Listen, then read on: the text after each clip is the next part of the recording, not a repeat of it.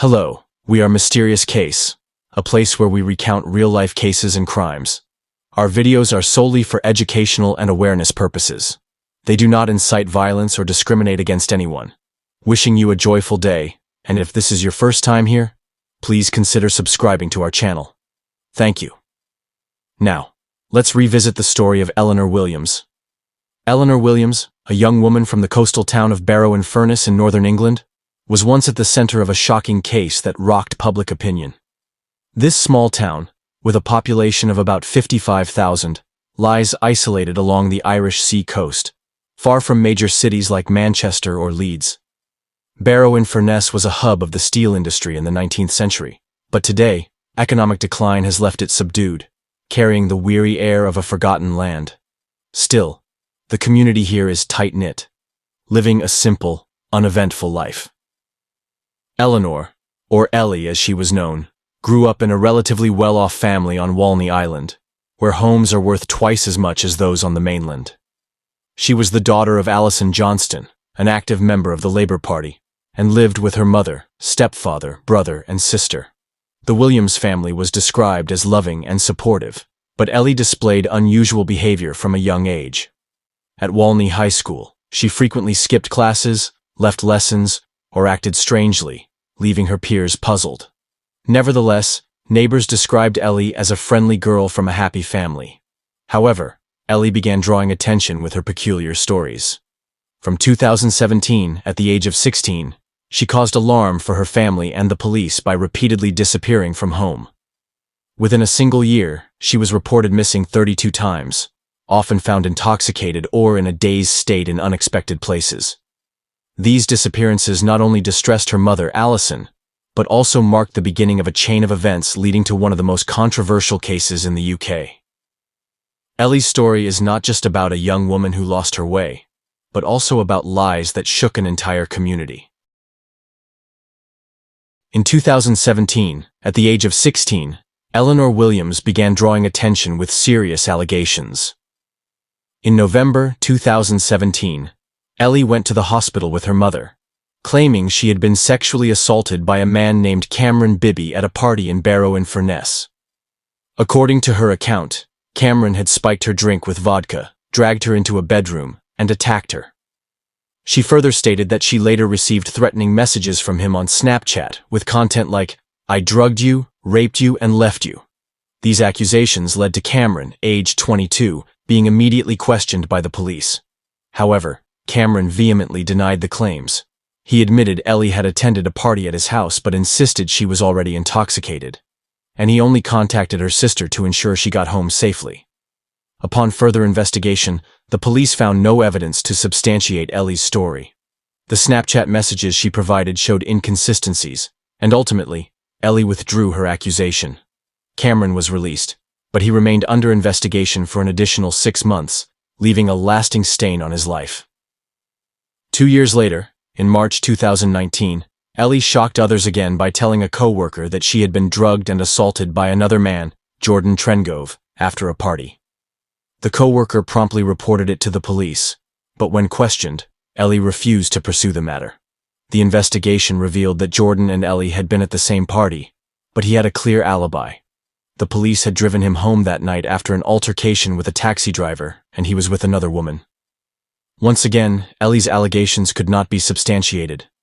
These incidents began to raise doubts about Ellie's truthfulness.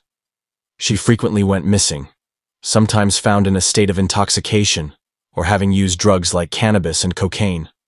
Her family, particularly her mother, was constantly worried, but no one anticipated that Ellie's lies would soon escalate into a storm.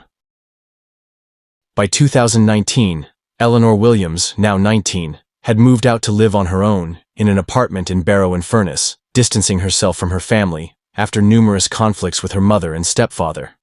This newfound independence seemed to provide her with the opportunity to continue her shocking stories. In May 2019, Ellie made an emergency call to the police, claiming she had been attacked by Jordan Trengove again. She described being beaten with a showerhead, threatened with a knife, and raped 3 times. She even presented vulgar messages such as, "You want me to do it, I'll rape you again." Bruises on her face made her story appear more convincing. Jordan was arrested immediately and held for 73 days in a section of Preston Prison reserved for sex offenders, despite his persistent claims of innocence. Jordan's life was turned upside down. His home was vandalized with paint and insults by victims of Eleanor's lies. Windows were smashed with stones, and he faced contempt from the community. However, the investigation revealed that Ellie had fabricated the messages using a fake Snapchat account set up from her home Wi-Fi network. Jordan was eventually released, but the emotional toll lingered. Around the same time, Ellie began accusing another man, Mohammed Ramzan, a well-known Asian businessman in Barrow. She claimed Mohammed had groomed her since she was 12, orchestrating a human trafficking network that forced her to have sex with multiple men at parties in Rochdale, Blackpool, and even sold her in Amsterdam and Ibiza. These allegations echoed high-profile sexual abuse scandals in Rochdale and Rotherham, prompting heightened police concern. They formed a large investigative team, fearing Barrow might be hiding a similar criminal network. The Barrow community grew unsettled. Rumors spread rapidly, and suspicion fell heavily on people of Asian descent. An Indian restaurant had its windows smashed, and a Muslim man was chased and attacked on the street. Hate crime incidents tripled that summer. Meanwhile, Ellie continued to disappear, reappearing with unexplained injuries, further bewildering her family and the police. On May 20, 2020, amidst the UK's lockdown due to the COVID-19 pandemic, Eleanor Williams, then 20 years old, posted on Facebook in a way that shook the entire town of Barrow-in-Furness. The post began with the words, "This is the hardest post I've ever had to write." Ellie claims she had been kidnapped by 3 Asian men, forced into sexual acts, and brutally beaten. She alleged she had been trafficked across northern England, to Amsterdam and Ibiza, enduring savage assaults. Accompanying the post were shocking images. Her face covered in bruises, eyes swollen, and body marked with cuts and contusions. The post spread like wildfire, garnering over 100,000 views within hours. The Barrow community was enraged. The hashtag number Justice for Ellie trended on social media, and a Facebook group supporting Ellie attracted over 60,000 members. A fundraising campaign was launched, raising more than £22,000, approximately $27,000, to support her legal efforts. Ellie's family, particularly her sister and mother, stood by her, believing her injuries and repeated disappearances were proof of her horrific ordeal. Much of the UK seemed to rally behind Ellie, demanding justice for the young woman brave enough to speak out. However, the post did not only spark sympathy, it ignited fury. The Barrow community became divided, with hostility toward people of Asian descent intensifying. Racially motivated attacks erupted. Shops were vandalized, and residents faced threats. Mohammed Ramzan, whom Ellie accused as the ringleader, suffered immense losses. His home was raided, and his ice cream business collapsed as customers shunned him, branding him a human trafficker. His family received over 500 threatening messages. In despair, Mohammed attempted suicide, but fortunately, the attempt failed. Meanwhile, the police began noticing inconsistencies in Ellie's story. Her supporters were stunned to learn that she was arrested shortly after the post, not for being attacked, but for breaching bail conditions related to charges of perverting the course of justice. The truth behind that fateful post was starting to unravel, but the storm it had unleashed showed no signs of subsiding. Following Eleanor Williams' explosive Facebook post in May 2020, the police began a deeper investigation into her allegations. They were already familiar with Ellie due to her frequent reports of going missing, and her history of unsubstantiated accusations. But this time, the scale of her claims, ranging from human trafficking to brutal assaults, demanded a more thorough investigation than ever before. However, the more they probed, the more they uncovered signs that things were not as Ellie described. One of Ellie's most serious allegations was that Mohammed Ramzan had forced her to go to Blackpool to engage in sexual acts with multiple men. Yet, CCTV footage from Preston train station showed Ellie traveling alone, with no signs of coercion. She booked a room at the Palatine Hotel herself, bought instant noodles and milk that evening, and stayed in her room all night watching YouTube. The next morning, she took a bus home on her own, showing no visible injuries. Her claim of being sold in Amsterdam also collapsed when Mohammed produced receipts proving he was shopping at a B&Q store in the UK on the day Ellie claimed he was in the Netherlands. The incident on May 18, 2020, further clarified the truth. Ellie was found in a field, her face bruised and a finger nearly severed, claiming she'd been attacked by 10 men.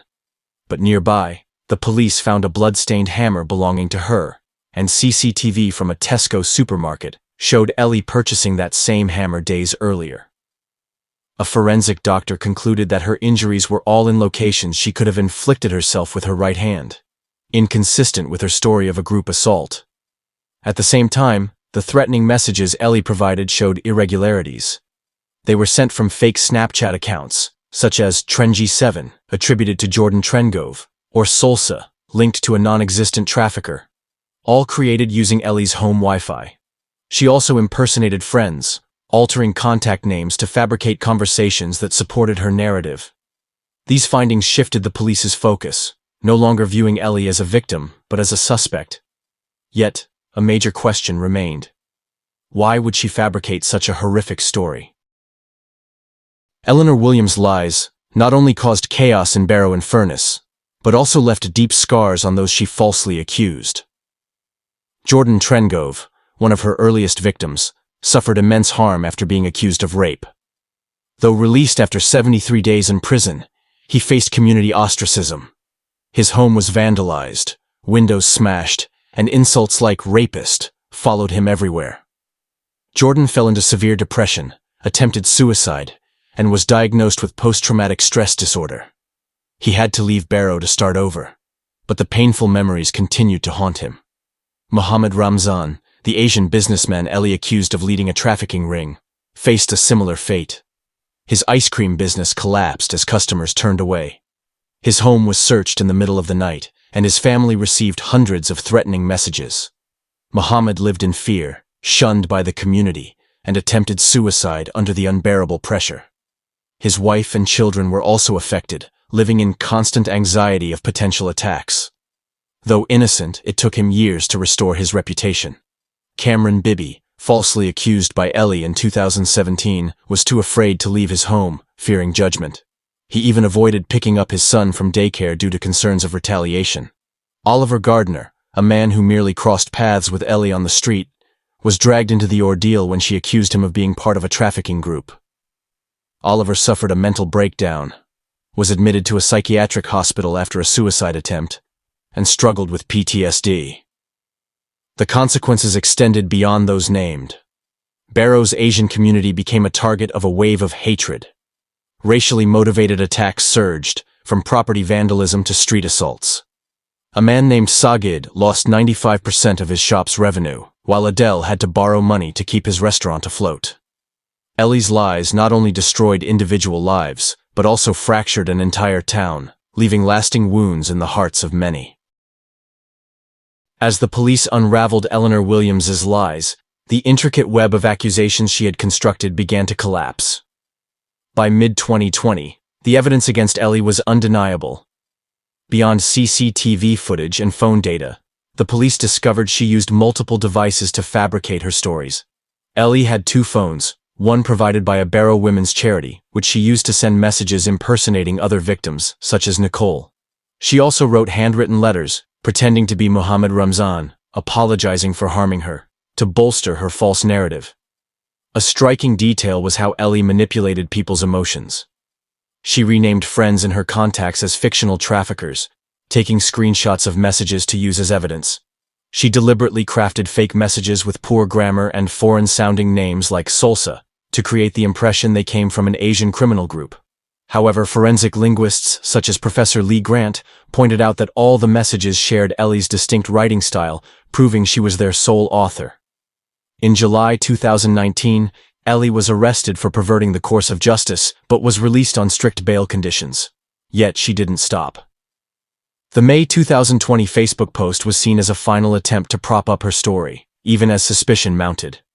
After the post, Ellie went missing again, this time found in critical condition with severe injuries. She insisted she had been attacked, but the police determined she had harmed herself. In desperation, Ellie also attempted suicide but was fortunately saved. Ultimately, faced with overwhelming evidence, from Snapchat data, Mohammed's receipts, to forensic medical conclusions, Ellie could no longer deny the truth. She admitted to some of her lies, but offered no explanation for her actions. The police concluded that the entire saga of trafficking, assaults, and abuse was a product of a disturbed imagination. Ellie was detained awaiting trial, marking a turning point in the case. Yet the question of her true motives remained a mystery, leaving the lives of many families upended. In October 2022, Eleanor Williams' trial took place at Preston Crown Court, drawing significant public attention. Ellie, then 22, faced 8 counts of perverting the course of justice. The evidence presented was irrefutable. CCTV footage showed her buying a hammer at Tesco, Snapchat data revealed she created fake messages, and forensic analysis confirmed her injuries were self-inflicted. A forensic doctor testified that the bruises and cuts were only in areas Ellie could have struck with her right hand, dismantling her claim of a group assault. The prosecution highlighted the sophistication of her lies. Ellie not only falsely accused Jordan Trengove, Mohammed Ramzan, Cameron Bibi, and Oliver Gardner, but also invented numerous non-existent figures, such as Rolo Kelsey and Solsa. She claimed over 50 other girls were victims of a fictional trafficking ring, yet when police contacted them, none corroborated her story. A fake Snapchat account impersonating Jordan was traced to Ellie's home Wi-Fi, and receipts from B&Q fully exonerated Mohammed. In court, Ellie denied self-harming, stating, "I'm not some psychopath who'd buy a hammer to hit myself." The trial also probed Ellie's psychology. Dr. Lucy Bacon, a psychiatrist who had monitored her since 2019, diagnosed Ellie with complex post-traumatic stress disorder, possibly stemming from an undisclosed childhood trauma. She suspected Ellie had been sexually abused, citing signs like substance abuse and suicidal thoughts. However, Dr. Martin Locke, representing the prosecution, found no evidence of any mental disorder, suggesting Ellie's lack of cooperation might be due to his gender. Judge Altham acknowledged Ellie's difficult childhood but noted there was insufficient evidence to pinpoint the cause of her behavior. After a 10-week trial, the jury took just 3.5 hours to find Ellie guilty. She was sentenced to 8.5 years in prison, with the possibility of parole in 2027. Shockingly, Ellie showed no remorse, still viewing herself as a victim. The mystery of why she fabricated such a story remained unresolved, leaving the court and community perplexed. Of course, I've considered whether the aberrant nature of these offences means that I should assume that the defendant is suffering from some mental impairment. There is no explanation for why the defendant would commit these offences. She has gone to extraordinary lengths to create false accusations, including causing herself significant injury. No explanation for this behaviour is apparent. However, that does not mean that I should speculate. Unless and until the defendant chooses to say why she has told these lies, we will not know. The Eleanor Williams case didn't end with her 8.5-year prison sentence. It left profound scars on the Barrow-in-Furness community. Those she falsely accused, Jordan Trengove, Mohammed Ramzan, Cameron Bibi, and Oliver Gardner, faced a long road to recovery. Jordan, wrongfully imprisoned for 73 days, struggled to bond with his newborn son due to lingering trauma. Mohammed lost his career and the community's trust, while Cameron became so fearful he avoided going outside. Oliver required long-term psychological treatment after being pushed to the brink of suicide. All carried emotional wounds that were far from healed. The Barrow community was deeply fractured. The wave of hatred targeting people of Asian descent had severe consequences. Over 150 incidents related to racial prejudice were recorded following Ellie's post, including 83 hate crimes. Businesses owned by Asians, like Sagid's shop and Adele's restaurant, teetered on the edge of bankruptcy as customers turned away. Moreover, the case made genuine victims of sexual abuse hesitant to speak out, fearing they'd be doubted like Ellie.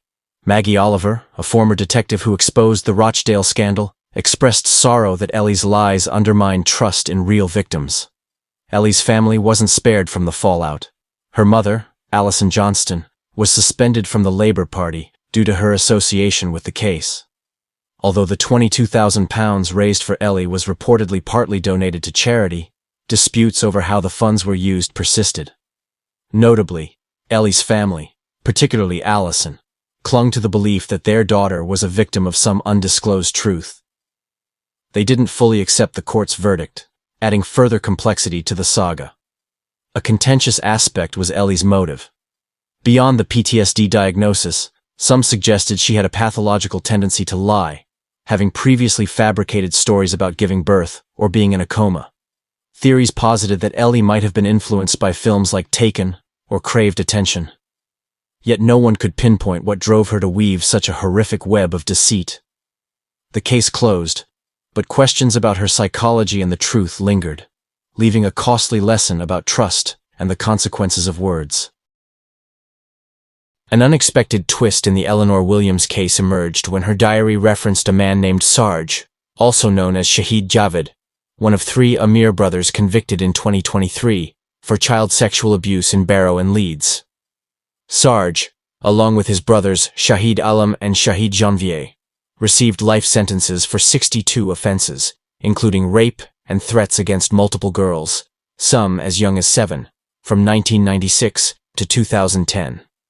Ellie's 2019 diary documented encounters with Sarge, portraying him as terrifying, controlling, and violent. She described being threatened, stalked at the pub where she worked, and feeling helpless in his presence. This revelation sparked a question. Was Ellie truly a victim of Sarge? Or was this another facet of her fabrications? Cumbria police maintained they thoroughly investigated and found no evidence connecting Ellie to the Amir brothers. Yet, her mention of Sarge, a man later convicted of real crimes, led some, including her mother and a few of Sarge's other victims, to believe Ellie might have been partially truthful. Elizabeth, a witness in the Amir case, and Sarah, a victim of Sarge in Hull, both argued that Ellie's reference to him warranted closer examination during her trial. However, Mohammed Ramzan, one of those falsely accused by Ellie, raised a counterpoint. If Ellie genuinely knew about Sarge, why did she implicate innocent people in her story? The truth about any link between Ellie and Sarge remains elusive, as she never provided clear answers. After serving her sentence, Ellie was released in 2025, but did not return to Barrow, choosing to live quietly to avoid scrutiny. The Eleanor Williams case offers a profound lesson about the power of social media and the risks of hastily believing emotionally charged narratives. Ellie's post spread rapidly, sowing chaos before the truth could surface. It reminds us to exercise caution, verify information, and not let emotions override reason. Furthermore, the case underscores the importance of supporting genuine victims while safeguarding the innocent from false accusations. The damage caused by Ellie's actions has gradually begun to mend, but this story will forever remain a scar in the town's memory. What do you think about Eleanor Williams' story? Please share your thoughts in the comments below. Thank you, and I'd greatly appreciate your support with a like or subscribe. See you in the next episode.